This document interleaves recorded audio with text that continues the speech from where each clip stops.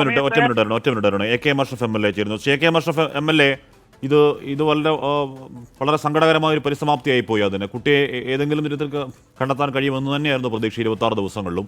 എന്താണ് M L A അറിയാൻ കഴിയുന്നത്? എം എൽ എ കേൾക്കാമോ? ഈ സംഭവം അറിഞ്ഞത് മുതൽ ഈ കുടുംബവുമായി ബന്ധപ്പെട്ടുകൊണ്ടുള്ള ഒരാളായിരുന്നു ഞാൻ. അതിനുശേഷം ദിവസങ്ങളോളം പോലീസ് ഒരു കാരണവശാലും ഈ കുട്ടിയെ കണ്ടെത്താൻ കഴിയാത്തൊരു സാഹചര്യത്തിൽ ഞാൻ ആ വീട് സന്ദർശിച്ചു. ആ പാരന്റ്സുമായി സംസാരിച്ച് ആക്ഷൻ കമ്മിറ്റിയൊക്കെ രൂപീകരിക്കാൻ പോകുന്ന ഒരു സമയമായിരുന്നു. അപ്പോഴൊക്കെ നമ്മുടെ ഒരു ധാരണ 42-കാരനും 15-കാരും മിസ്സായ സ്ഥിതിക്ക് ഇവർ ജീവനോടെ ഉണ്ടാകും, എവിടെയെങ്കിലും ഉണ്ടാകും എന്നുള്ള 100% പ്രതീക്ഷയിലായിരുന്നു. പക്ഷെ ഇന്നാണ് ഏറ്റവും വേദനാജനകമായി ഒരു വാർത്ത കേൾക്കുന്നത്. ഞാനിപ്പോ അവിടെ എത്തും, സ്പോട്ടിലേക്ക് പോയിക്കൊണ്ടിരിക്കുകയാണ്. എം എൽ എ, എന്നാലും ഈ 15 വയസ്സുള്ള ഒരു പെൺകുട്ടി 42-കാരനൊപ്പം കാണാതാവുന്നു, അതിനുശേഷം ആത്മഹത്യ എന്നൊക്കെ പറയുന്നത് വലിയ വേദന ഉണ്ടാക്കുന്ന വാർത്തയാണ്. A K Ashraf M L A, സത്യത്തിന് നമ്മളിപ്പോ കേരളം തന്നെ വളരെ വേദനിച്ച് ഞെട്ടിത്തെറിച്ച് നിൽക്കുന്ന ഒരു സമയമാണ്. പുതിയ കൗമാരത്തിന്റെ കഥകളൊക്കെ നിയമസഭയിലൊക്കെ ലൈവായി നടക്കുന്ന ചർച്ചകളൊക്കെ ഇത് മാത്രമാണ്. അതിനിടയിലാണ് ഈ പ്രാവശ്യത്തെ 10ാം ക്ലാസ് ധർമ്മത്തടുക്ക സ്കൂളിൽ SSLC എഴുതേണ്ട ഒരു കുട്ടി അവരുടെ അമ്മയോടും അച്ഛനോടൊക്കെ സംസാരിക്കുമ്പോൾ ഞാൻ സത്യത്തിലൊന്ന് കണ്ണ് നനഞ്ഞിട്ടാണ് ആ വീട്ടിൽ നിന്ന് പുറത്തു വന്നത്.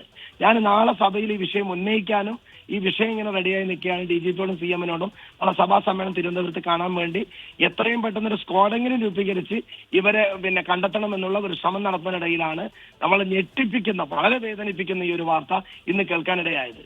ഒറ്റ കാര്യമുണ്ട്, എം എൽ എ അങ്ങോട്ടേക്ക് എത്തുവാണ്, അപ്പോൾ ഒന്നുകൂടെ വിളിക്കാം. എങ്കിലും കൂടിയും 26 ദിവസം നമ്മൾ തിരയാത്ത സ്ഥലങ്ങളില്ല. അവിടെ ജനകീയ തെരച്ചിൽ എന്നൊക്കെ പറഞ്ഞാൽ കഴിഞ്ഞ ഞായറാഴ്ചയും നമ്മുടെ അരുൺ പാർക്കിലൊക്കെ കൂട്ടത്തിലുണ്ടായിരുന്നു. എല്ലാവരും ഇറങ്ങി തിരഞ്ഞതാണ്. അപ്പോഴൊന്നും വീടിനടുത്തുള്ള ഈ കാട്ടിൽ നിന്ന് രണ്ടുപേരെയും കണ്ടെത്താൻ കഴിഞ്ഞാൽ ഒരു സൂചനയും കിട്ടിയില്ല. ഇന്ന് മാത്രം ഇപ്പോൾ പോലീസ് പറയുന്നത് ഈ മൃതദേഹങ്ങൾക്ക് 26 ദിവസത്തോളം പഴക്കമുണ്ട് എന്നൊക്കെയാണ് പറയുന്നത്. മൊത്തത്തിൽ വിശ്വസിക്കാൻ പറ്റുമോ എം എൽ എ? സത്യത്തിലും അത് ഒരു വൻ വീഴ്ചയാണ്. കാരണം ഞാൻ DYSPയോടും SP-യോടും അടക്കമുള്ള ആളുകളോട് സംസാരിക്കുമ്പോൾ അവരൊക്കെ അന്ന് അവർ പറഞ്ഞു ഞങ്ങൾ ഡ്രോണ് കൊണ്ട് പരിശോധന നടത്തി, 50 അംഗ പോലീസ് പരിശോധന അന്ന് ഒരു സൂചന നൽകിയിരുന്നു. വീടിന് തൊട്ടടുത്ത് അത് അത്രയും വലിയൊരു ഫോറസ്റ്റ് ഏരിയ ഒന്നുമല്ല, വീടിന് ചുറ്റുവട്ടത്ത് ഒരു ഗ്രാമീണ പ്രദേശമാണ്. എന്നാലും 26 ദിവസം എന്നൊക്കെ പറയുന്നത് നമുക്ക് കണ്ടുപിടിക്കാൻ കഴിഞ്ഞില്ല. ഇത്രയും നല്ല സംവിധാനം ഉണ്ടായിട്ട് ഈ ഇത് വല്ലാത്തൊരു വീഴ്ചയാണ്. നമുക്കിത് വലിയ ദുരൂഹതയും കൂടി നമ്മുടെ മുമ്പിൽ നിലനിൽക്കുന്നുണ്ട്. Okay, thank you M L A. എന്തായാലും എം എൽ എ വീട്ടിലേക്ക് പോവുകയാണ്. അതിനുശേഷം എം എൽ എ ഒന്നുകൂടെ വിളിക്കാൻ ശ്രമിക്കുകയും ചെയ്യാം. Thank you M L A. Arun പാർക്കിൽ തുടരുന്നുണ്ട്. അരുൺ, ഇവിടെ ഇപ്പോൾ ഇനി ആ മൃതദേഹത്തിൻ്റെ ബാക്കി പ്രൊസീജിയർ എങ്ങനെയാണ്? ഇനി പോസ്റ്റ്മോർട്ടം നടപടികളടക്കം ഉണ്ടാവേണ്ടതുണ്ട്. എന്താണ് യഥാർത്ഥത്തിൽ ഉണ്ടായത് എന്നുള്ളത് പോസ്റ്റ്മോർട്ടം നടപടികളിൽ നിന്ന് വ്യക്തമാകുമെന്ന് കരുതാമോ? മൃതദേഹത്തിൻ്റെ പഴക്കത്തെ പറ്റിയൊക്കെ പോലീസ് പറഞ്ഞത് എന്താണ്? ഇതിൻ്റെ ഒരു മൊത്തത്തിലെ പിക്ചർ പോലീസ് പറഞ്ഞത് എന്താണ് ഇപ്പോൾ, അരുൺ? ഹാഷ്മി, കഴിഞ്ഞ 12-ാം തീയതി ഈ കുട്ടി പോയതിനു ശേഷം ഇരുവരുടെയും മൊബൈൽ ഫോൺ കേന്ദ്രീകരിച്ച് പോലീസ് അന്വേഷണം നടത്തിയിരുന്നു.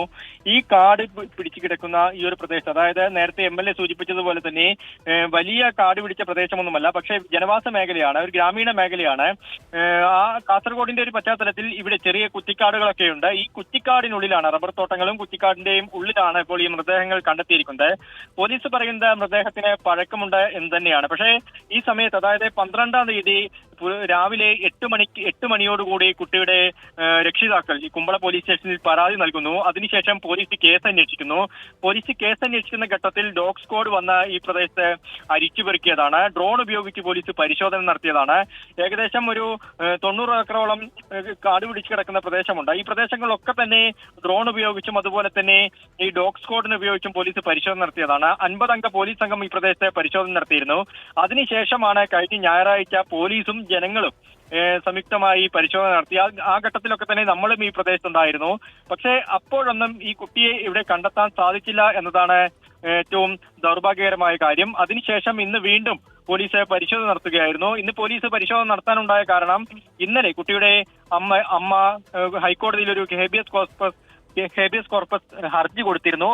അതിന്റെ പശ്ചാത്തലത്തിലാണ് ഇന്ന് വീണ്ടും പരിശോധനയ്ക്കായി പോലീസ് മുതിരുന്നത്. ഇന്ന് 7 ചെക്കുകളിലെ പോലീസ് സംഘമാണ് തെരച്ചിലിന് നേതൃത്വം നൽകിയത്. ഒപ്പം നാട്ടുകാരുടെ ഒരു സഹായവും ഉണ്ടായിരുന്നു. ഇന്നിപ്പോൾ ഈ കുട്ടിയുടെയും അതുപോലെ തന്നെ യുവാവിന്റെയും മൃതദേഹം കണ്ടെത്തി എന്നതാണ് സങ്കടകരമായ കാര്യം. അത് ഈ വീടിന് സമീപത്തെ ഒരു കുറ്റിക്കാട്ടിൽ തന്നെയാണ്. അവിടെ ഒരു കോഴി ഫാം ഉണ്ട്. ആ കോഴി ഫാമിന് തൊട്ടടുത്തേക്കുള്ള സ്ഥലത്താണ് ഈ മൃതദേഹം കണ്ടെത്തിയിരിക്കുന്നത്. അവിടെ 2 മൊബൈൽ ഫോണും ഒരു കത്തിയും കണ്ടെത്തിയിട്ടുണ്ട്. ഒപ്പം ഇരുവരും കയറിൽ തൂങ്ങിയ നിലയിലാണ്, മരത്തിൽ തൂങ്ങിയ നിലയിലാണ് ഈ മൃതദേഹം കണ്ടെത്തിയിരിക്കുന്നത്. ഇനി ഇൻക്വസ്റ്റ് ഉൾപ്പെടെയുള്ള നടപടികളിലേക്ക് കടക്കണം. ഒപ്പം ഡോഗ് സ്ക്വാഡ് ഒരിക്കൽ കൂടി പരിശോധിക്കും. ഇനി ഏതെങ്കിലും രീതിയിലുള്ള ദുരൂഹത ഈ കേസിലുണ്ടോ എന്ന് പോലീസ് തെളിയിക്കണം.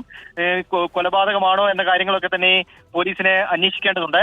ഡോഗ് സ്ക്വാഡ് ഒരിക്കൽ കൂടി പ്രദേശത്ത് പരിശോധന നടത്തും. അതിനുശേഷമായിരിക്കും ഇൻക്വസ്റ്റ് ഉൾപ്പെടെയുള്ള കാര്യങ്ങളിലേക്ക് കടക്കുക.